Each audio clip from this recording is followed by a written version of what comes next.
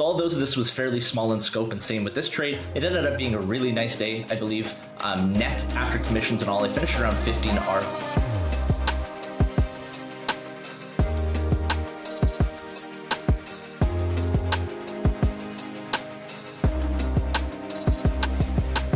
Hey everyone, Simon and Eamon here, and today we wanted to do a quick recap on a trade Simon took today on AMD.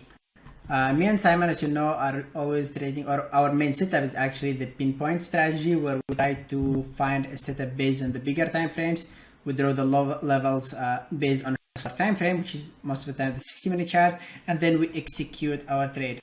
Simon did small modifications to the setup to suit his personality. The bigger idea is still the same. Find a stock which is clean on the daily chart, find the levels on the 60 chart, and play the pattern right there. But it's a bit different in terms of taking profits and sizing. So Simon, why don't you walk us through why you traded AMD today and how you traded and what modifications did you actually do for it to suit your personality more?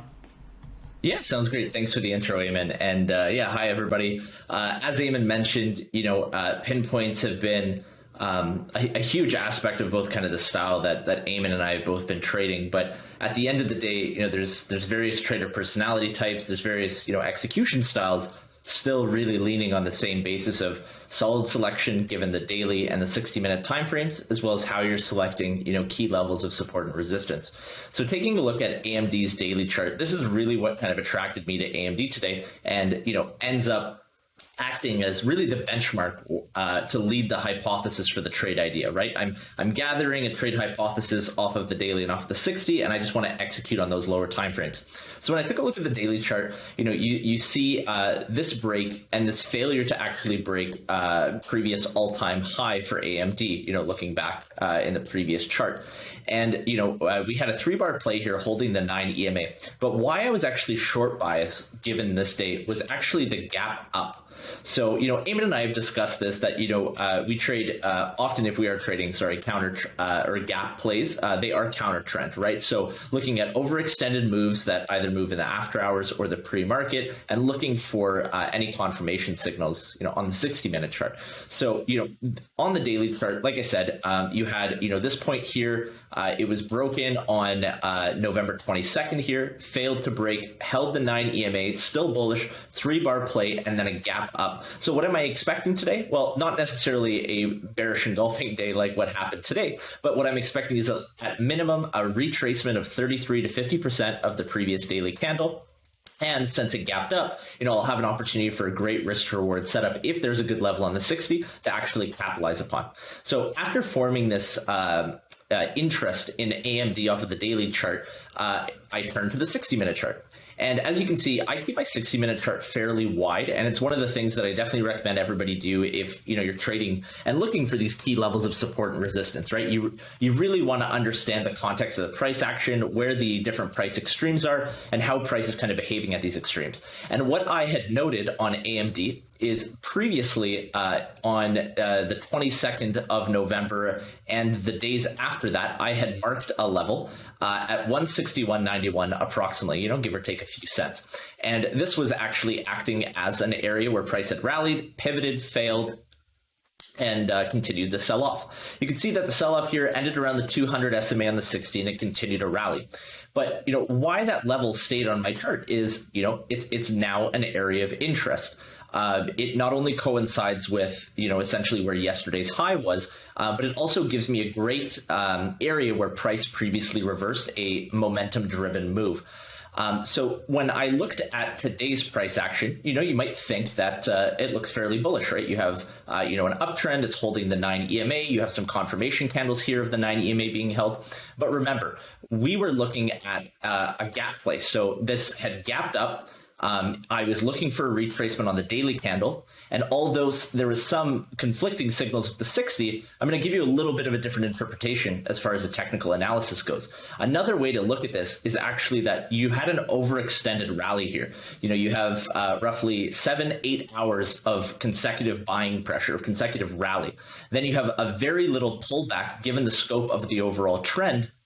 And then you have, once again, a huge exponential rally in the pre-market, hitting essentially the level established from the after hours trading. So not only did I have, this level, like I said, from November 22nd at around 161.91, but I also had essentially this after hours high from this consecutive move. And, Eamon and I will cover this in future videos, how we select some of these key levels of support resistance, what are some criteria that we predominantly look for. But what I love to see is momentum moves or overextended moves, especially on the 60-minute chart where you have consecutive candles pivoting off of a certain price level. That tends to be a price level of interest for me when the price basically returns to that area in the future. So, that aspect of the daily chart, the 60-minute chart, the analysis, building your trade idea or trade hypothesis, finding good risk to reward, finding those levels, that is very, very similar to pinpoints. But something that I've been experimenting with, roughly the last month, I've been a little bit more limited on my time. I'm in final exams right now, and I've a bunch of things going on. So, my sleep schedule is out of whack, and I'm not able to get up as early as I would need to be setting my limit orders and so on with the traditional pinpoint strategy. So what I've actually been experimenting with and testing for about a month now is a modification to the entry style. So a little bit more of a scalping entry style where you're looking for even tighter stops than what would traditionally be your 5 to 7% of ATR. You're looking for momentum adds as the price is essentially confirming your bias, as well as you're looking for opportunities to partial, especially targeting other levels that you've been able to identify as significant on the 60-minute chart. So when we turn to the lower time frames, you can see on the 5-minute chart, we have price action holding the 200 SMA.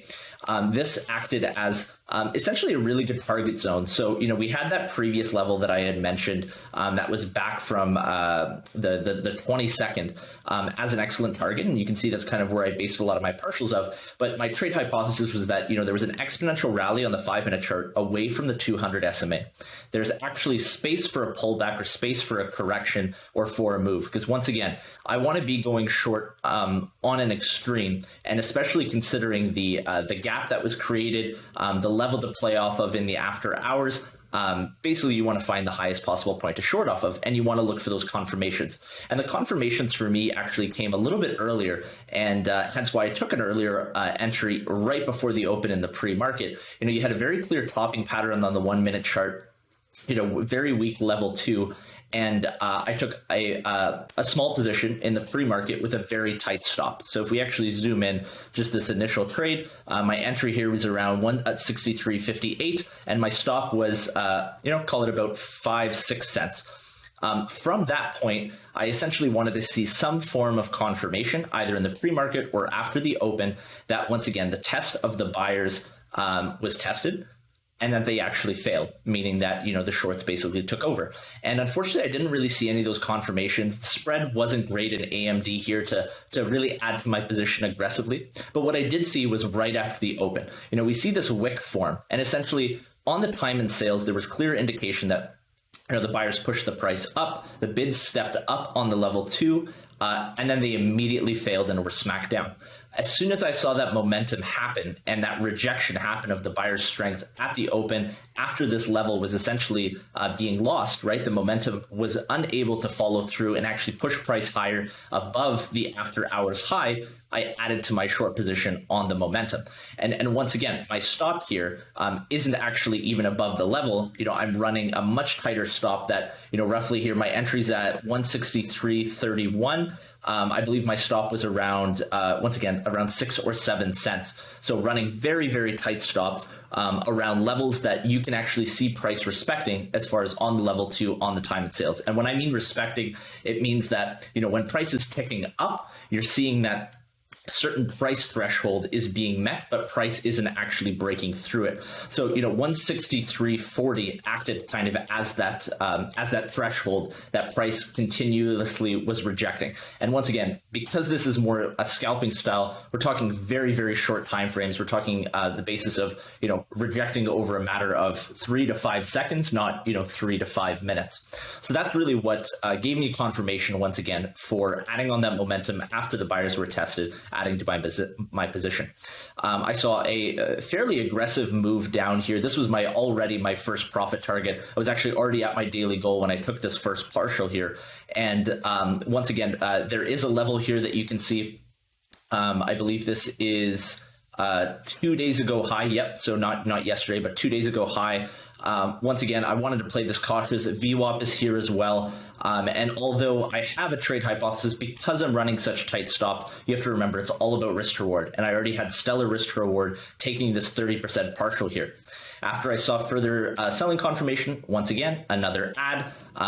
Another partial, apologies, and then an opportunity for another ad. Once again, when the strength of the buyers was tested and VWAP was actually lost, approaching my actual target level. So this is, as you can see, where I took heavy profits. So these were 30% partials. This was a 60, and then I was 100% all out at around 161.91, maybe a little bit below it. But essentially, you really have to remember that it is a game of risk to reward. That is the aspect of pinpoints, whether you're scalping it or using a wider stop to actually realize much more of the move. As you can see here, I'm all out of my trade basically at 932 before 933 is even hit. Were there other opportunities to trade AMD? For sure. Did I take advantage of all of them? No, unfortunately. I had quite a few things to tackle this morning, but the opportunities that I did take advantage of were all around these key levels. As you can see, once I had confirmation that there was an opportunity for a retracement, especially after such a large 5-minute candle flush, I wanted to play the retracement of this 5-minute candle, roughly once again 33 to 50% of the candle for a retracement, especially off of this 161.91 level. Saw that the strength of the sellers tested, trying to make a new 1-minute low. It was immediately bought up. Got a little bit of a late entry here. Once again, when we're talking about scalping, the entry kind of needed to be in the wick here. Wanted to be a little bit closer to the previous wick that was failed to be broken, not actually on a new 1-minute high. As far as I'm concerned, entering on new 1-minute highs in a scalping methodology is a little bit too late.